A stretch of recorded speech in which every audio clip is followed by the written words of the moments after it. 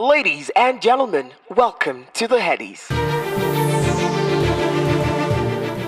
Nigeria's biggest and most prestigious awards, the Headies, also known as Hip Hop World Award, is aimed at giving honor to whom honor is due in the Nigerian entertainment industry.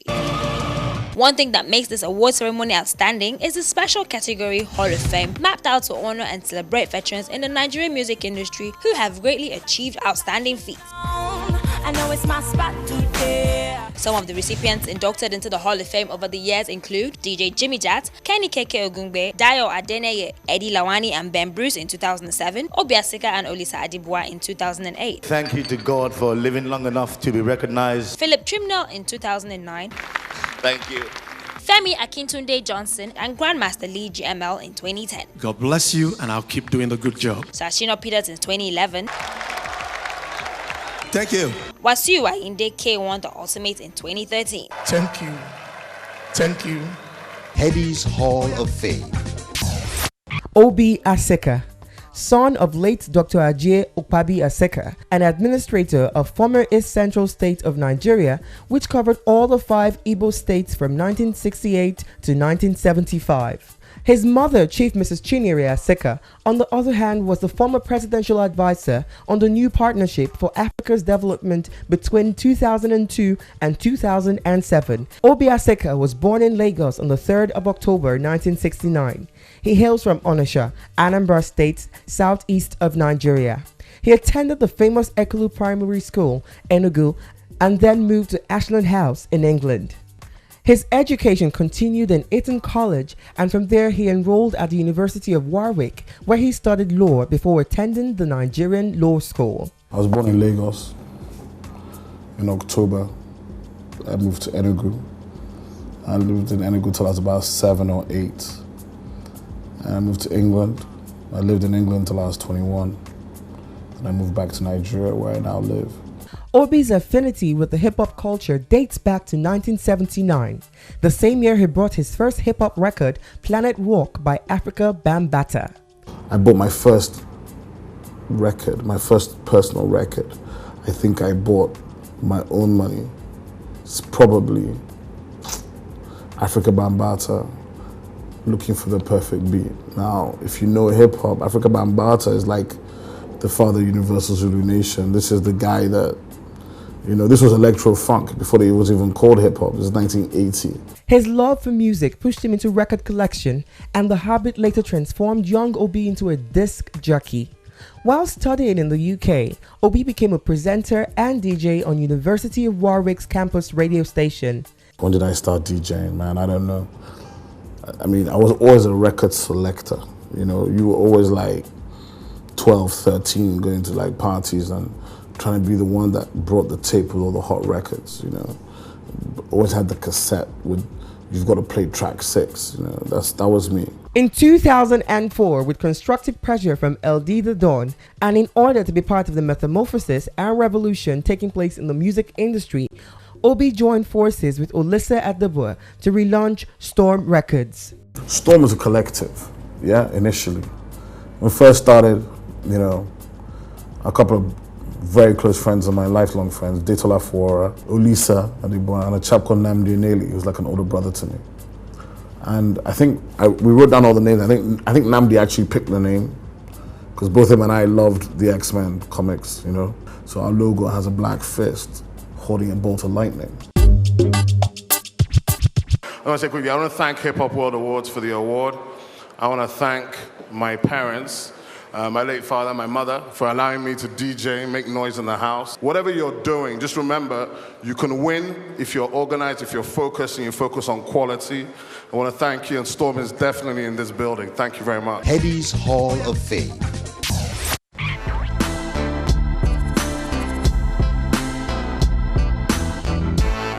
The late Notorious B.I.G. in his 7th crack commandment said, "Keep your family and business completely separated."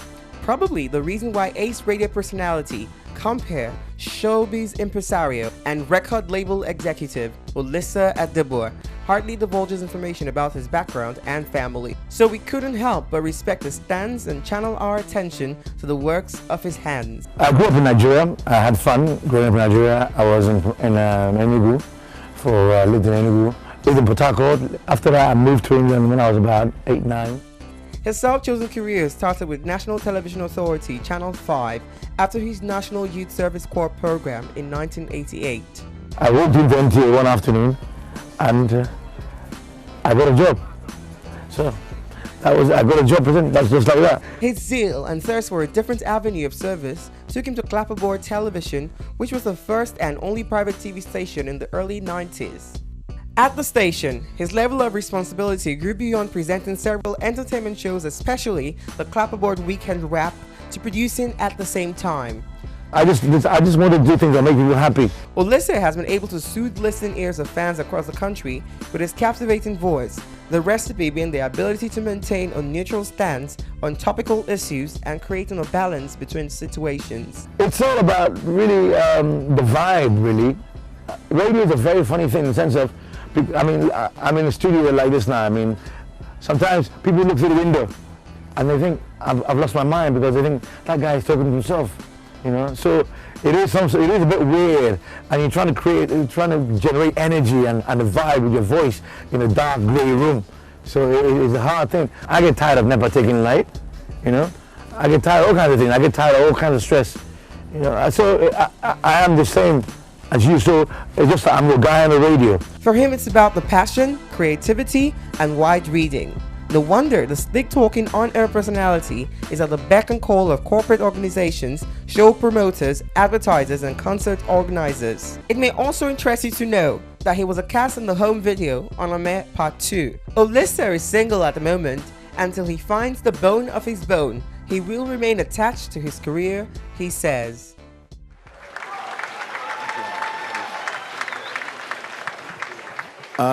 First of all, I want to say thank you to God for living long enough to be recognized in an industry where I work in. The industry is growing, the future is bright, and if I might borrow the P letter from my brother Nado C, make sure you understand the certain P's, like passion, like patience, like perseverance, like persistence, like placement, like power.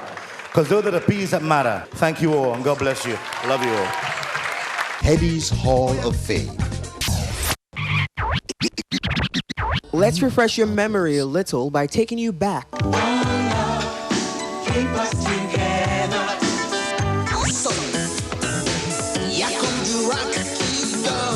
Born in Zaria, Kaduna State, to a military officer of the Nigerian Army, Colonel R.F. Trimnell and Mrs. Bissy Trimnell, a dedicated housewife. Little was known of the destiny of this male child named Philip Trimnell. He began sowing his seeds of success as a student of the University of Ibadan, where he graduated with a BA in Theatre Arts and English Language. For his master's degree, Philip Trimnell traveled to the center of the movie world, California, to acquire an MA in Communication Arts, Television and Film Production from the Loyola University of Los Angeles. I came to Nigeria with 2 cameras. It's Olympus FTN. I believe my dad gave that to me when I was in the university, and a Bronica ETRS, which was a medium format camera. And I set up doing photography. It was difficult because everyone was like, what are you going to do with photography? Please, there's really no opportunity for you to be a photo clicker on the streets, you know. Well, I said, well, that's what I really want to do, you know. Well, I had in the back of my mind that I was going to do film and television anyway, but I just didn't have the money to buy those expensive equipment. In 1985, Philip Trimnell Productions Limited was incorporated. This company was created to specialize in quality photography, videography, and film production. Philip Trimnell filled a niche in the growing market by providing superb audiovisual production, television commercials, documentaries, and television programs.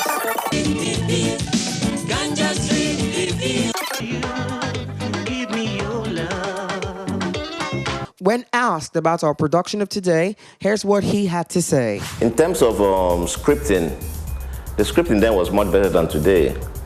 But in terms of the technical inputs, well, you have so many digital cameras, you have so many different softwares for post-production, and you have a lot of people who have trained themselves, have gone to school to study various aspects of television production. So we have more people involved in it now, so the technical quality is much improved. But the scripting, I must say, there's a lot more room to improve on that, you know. Philip Trimnell is indeed a veteran in the Nigerian entertainment industry. You can see I still have a smile on my face, and I'm still ready to accept you here. So it has been very fulfilling, and I wouldn't change anything for the world.